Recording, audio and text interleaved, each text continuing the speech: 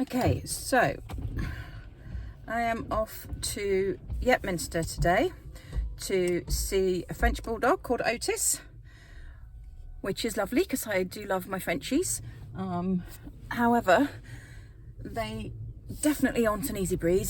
I don't recommend them for first-time dog owners because they, as well as the fact that everyone knows about their health problems, which is mainly down to overbreeding when they had the boom.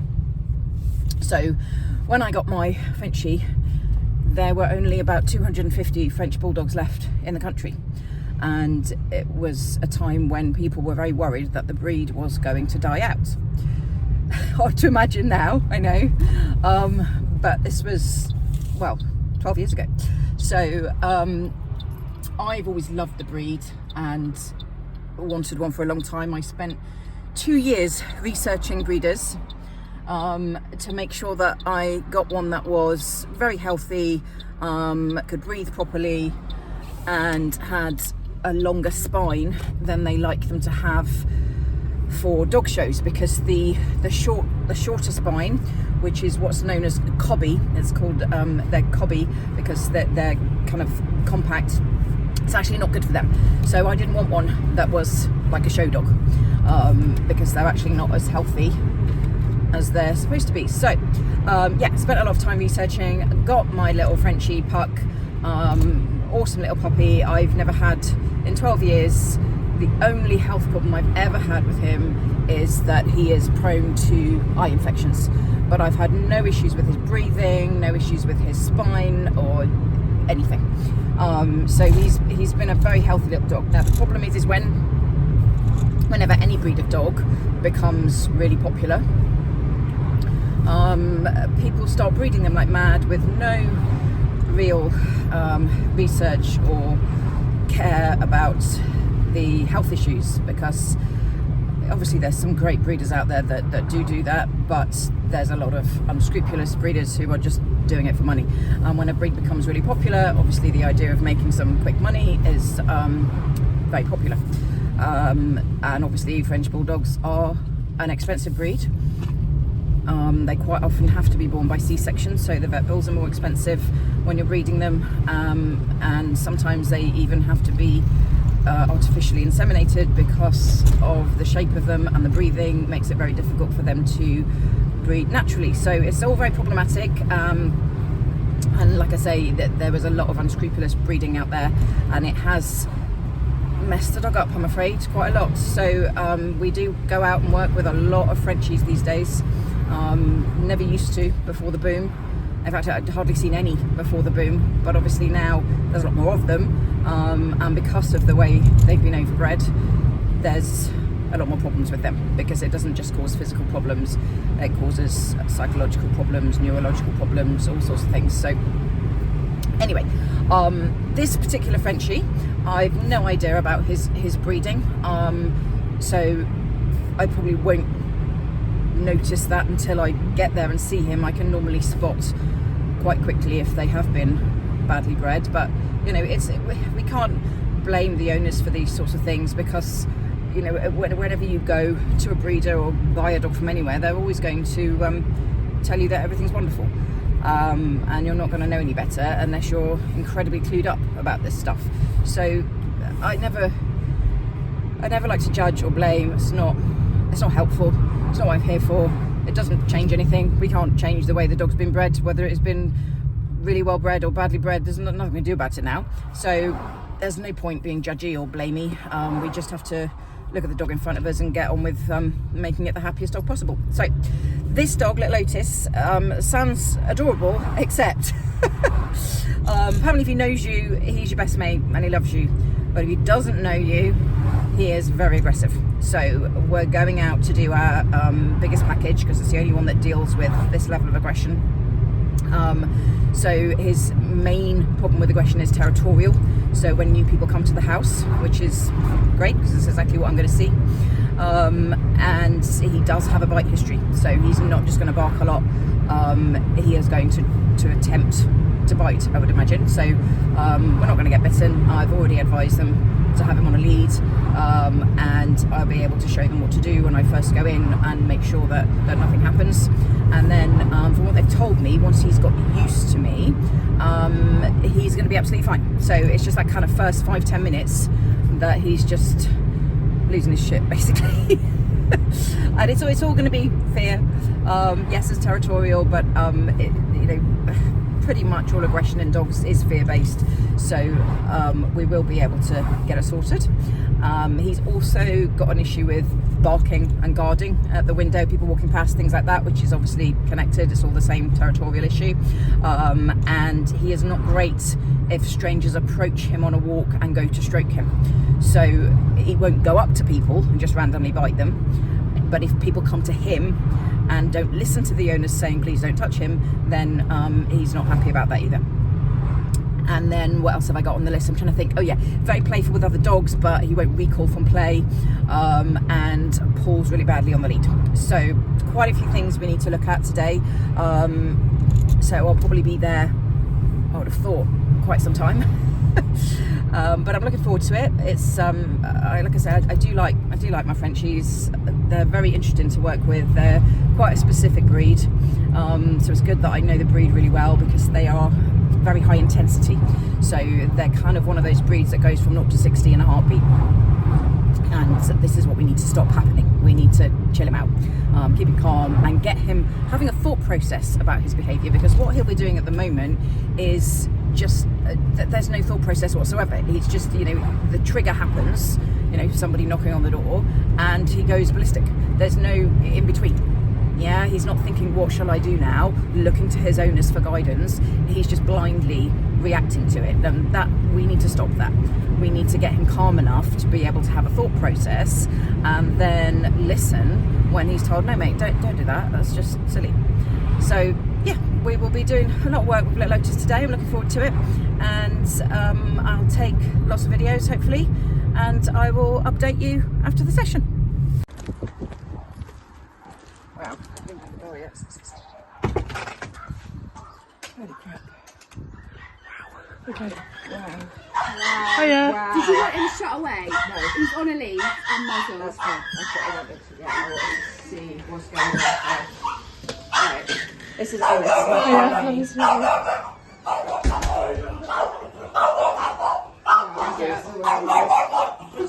Jesus. Right. Okay. Hanging on to him, either holding his collar or holding onto the harness or whatever. If you are restraining him, he's going to fight that restraint. Okay. Now he's not being restrained at all. He could come and get me if he wanted. All right, because that lead is loose. Okay. So what's happening now is we've got a way of telling him no, stop it. And that's what those little pops are. Don't fuss him yet because he's still stressed. All right. The other side to this is, whilst he's in this stress mode, if you interact with him in terms of trying to calm him down, it's all right, don't worry, all of that reassurance, he will just see that as praise for the behaviour. So he'll do it more. All right. You can't reassure a dog. You can't comfort a dog. Whenever you're fussing him, talking to him, you're praising him. All right. So we have to ignore, and we're going to ignore completely now.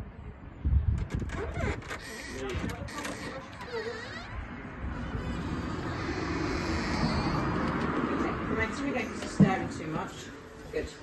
Leave. That's incredible. Stay in front of him, or just give him in the heel bit. Perfect. That was really, really good. That was really, really good, yeah. That was amazing. Don't forget to tell visitors just to ignore the dog, okay? Yeah. Good. Are you going to take this off me without biting my hand off? What's this? What's this? Oh, yums. Good boy. Did you be? Oh, you don't like the eye contact, do you? Did you see that? His eyes just changed completely when I looked at him. Sit. Good boy. That's better. What's this on the floor? You missed a bit. That's better. So what happened there was I just made eye contact for a bit too long and he got nervous. So when we talk about whale eye, it's when their eyes go really wide. Yeah. Leave. Look at me. Look at me. Yes. Good boy. Good boy. Well done. And mum as well. Oh, look at his smile. Oh, look at your smile.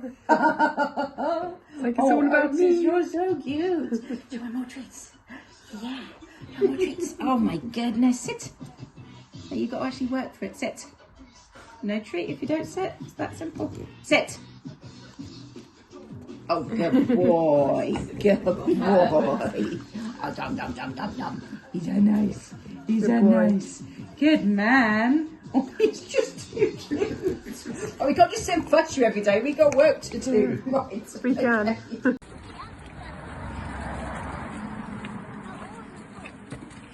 How are you feeling, Cher?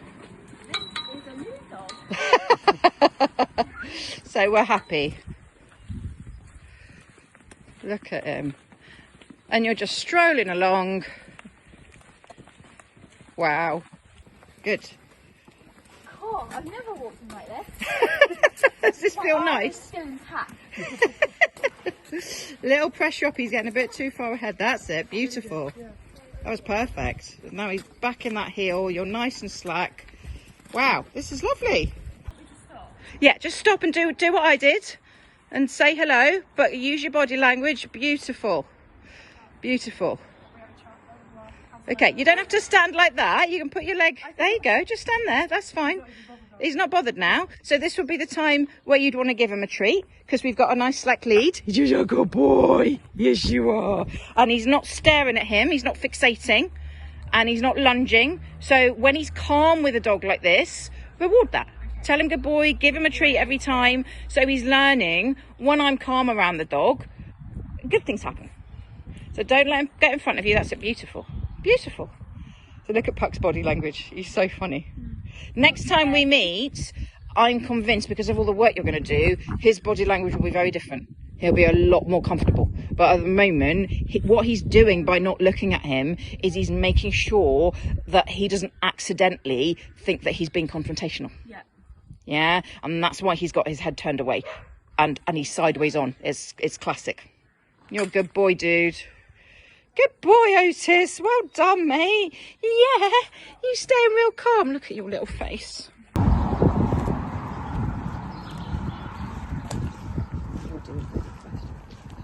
This is looking great. He is looking good. Well, everybody's happy with the walking then. Otis, come. Look at that. Good boy. This way. Good boy. Good man. Let's see if we can do it from a sniff. Otis, come. Yes, good boy. Good boy. And again, I'm getting that guessing the moment he starts coming to me. Alright, so before he gets to me, he's getting that reward. We use that word yes a lot. Otis, come. Yes, good boy. Perfect. So then he was looking at that car and we got his, he's just focused now. Otis, come. Yes, good boy. Otis. So he's following me now instead of focusing on everything else. Mate, you are shattered.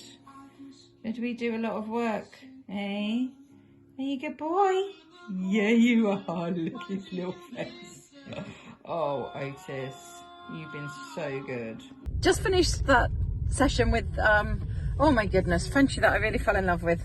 Little Otis, lilac and cream, absolutely cute as a button. Someone's reversing into me. What are they doing? Oh, there we go. Yeah, just, oh, really, really cute. Yeah, went pretty well overall. He's definitely very high intensity when someone knocks on the door.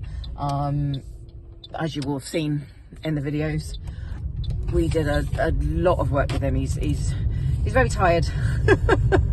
Took a sweet little video of him at the end of the session, just crashed on the floor. Bless him, he did really well. He's very stubborn, classic Frenchie, but very bright, very switched on. He was getting used to it all real quick, considering he's only ever been walked on a harness, and obviously for many reasons we've got to get him off that.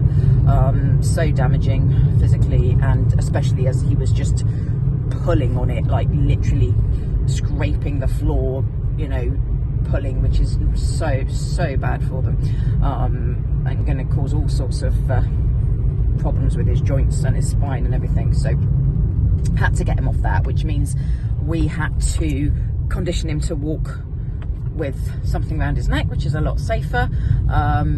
We started with a simple slip lead, but he just really wasn't taking to that at all, and it was making him shut down, which obviously we don't want because we can't do any training, and it, you know, we don't want to see him getting stressed. So very quickly realised that that wasn't going to be the best lead for him, so switched him over to a prong collar, which is gentler anyway, safer for their neck. So yeah, and he was so good on that. He just took to it real quick, really understood the pressure and release, and you know, had him walking to heel very, very quickly, and it meant we could start doing some real basic recall, because when he was out there wasn't really any focus, which, you know, you can't even start with recall if you don't have any focus when they're on a lead. You know, you can't expect them to have focus when they're off a lead.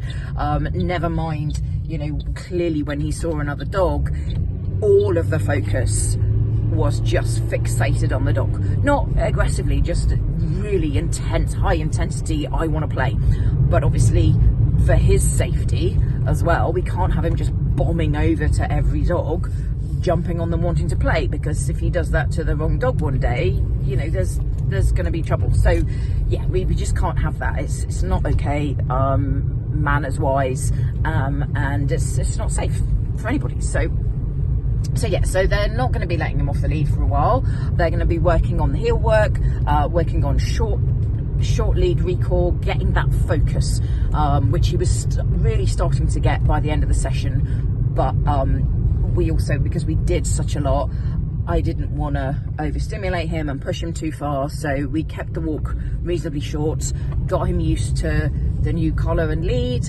Loved watching him get his tail up and walk in nicely and happily on the prong. He was doing so well on that. Really suited him a lot better, and this is why we have different tools at our disposal, because some dogs, you know, perfect on a slip lead, other dogs, you know, he clearly just didn't like that at all. It wasn't working for him. So yeah, worked on the prong collar like a little angel, was a lot happier. So that was really good.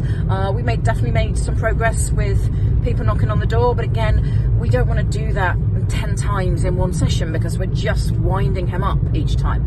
So we did it probably 3 or 4 times, and he was definitely a lot better than when we first walked in. But again, need to do a lot of work on that, because we're just resetting his brain, you know, getting him out of that default pattern of I go nuts when there's a knock, to actually, when there's a knock, why am I going nuts? Nothing bad is happening, and I need to stop doing this and be calm, and then I'm gonna get treats and praise. So yeah, he did pretty well with that, but there's still a long way to go, obviously, because this has been going on for quite some time. So he's very conditioned to these patterns, and we've got to break that. So really happy with the owners. They were very committed. Yeah, great session all round.